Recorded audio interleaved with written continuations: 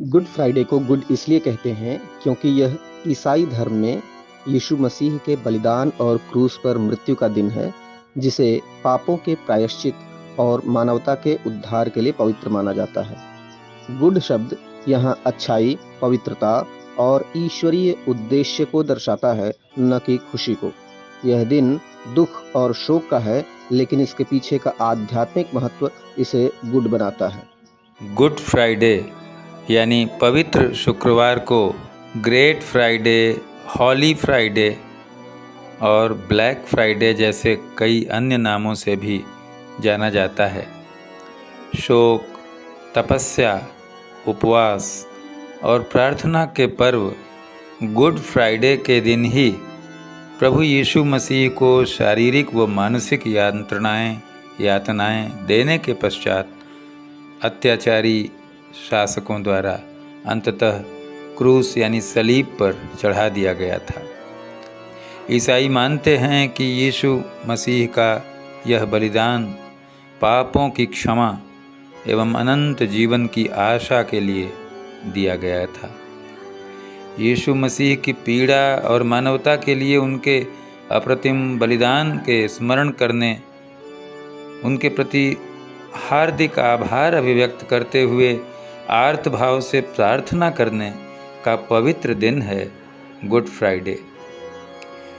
Good Friday से पहले कुछ दिनों तक ईसाई धर्मानुयायी कुछ कड़े नियमों का पालन करते हुए उपवास रखते हैं। उपवास के इन दिनों को लेंट कहा जाता है, जो 40 दिवसों तक चलता है और इसमें सुबह से शाम तक लोग उपवास रखते हैं। और सामान्यतः यह धारणा है, मान्यता है कि एक मुख्य भोजन और 2 सहायक या छोटे रूप के भोजन ग्रहण किए जाते हैं।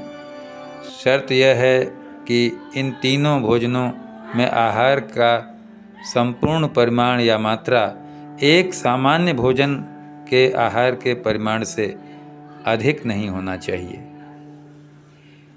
पवित्र गुड फ्राइडे पर सर्वव्यापी और शाश्वत सर्वशक्तिमान प्रभु से प्रार्थना है कि वे हमारे जो भी नीति विरुद्ध कर्म हैं, पाप हैं, उन्हें क्षमा करें और परमात्मा के विशुद्ध प्रेम से सदैव हमारी आत्मा को स्वर्गीय आनंद व पवित्र इच्छाओं से परिपूर्ण रखें।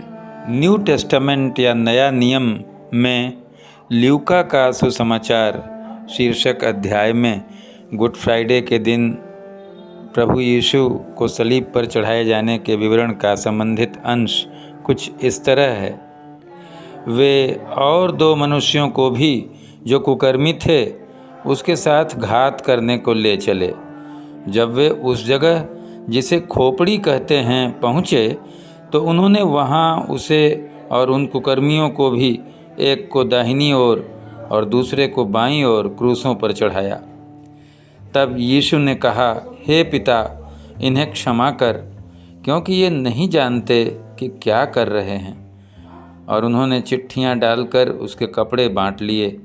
लोग खड़े खड़े देख रहे थे और सरदार भी ठट्ठा कर रहे थे। कहते थे कि इसने औरों को बचाया। यदि यह परमेश्वर का मसीह है और उसका चुना हुआ है तो अपने आप को बचा ले। सिपाही भी पास आकर और सिरका देकर उसका ठट्ठा करके कहते थे, यदि तू यहूदियों का राजा है तो अपने आप को बचा।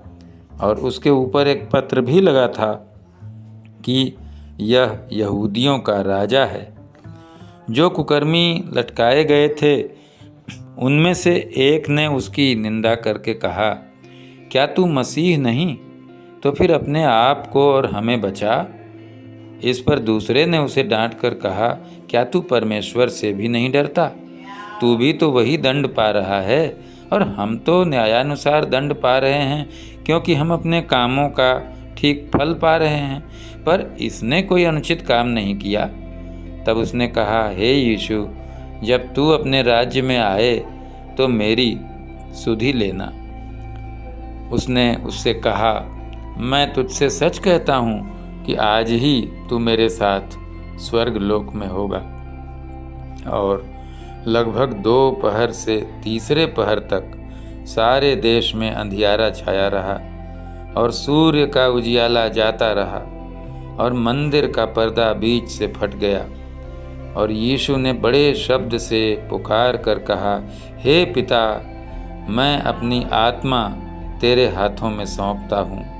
और यह कहकर प्राण छोड़ दिए। सूबेदार ने जो कुछ हुआ था देखकर परमेश्वर की प्रशंसा की और कहा, निश्चय यह मनुष्य धर्मी था। और भीड़ जो यह देखने को इकट्ठी हुई थी, इस घटना को देखकर छाती पीटती हुई लौट गई। और उसके सब जान पहचान और जो स्त्रियां गलील से उसके साथ आई थीं, दूर खड़ी हुई यह सब देख रही थी।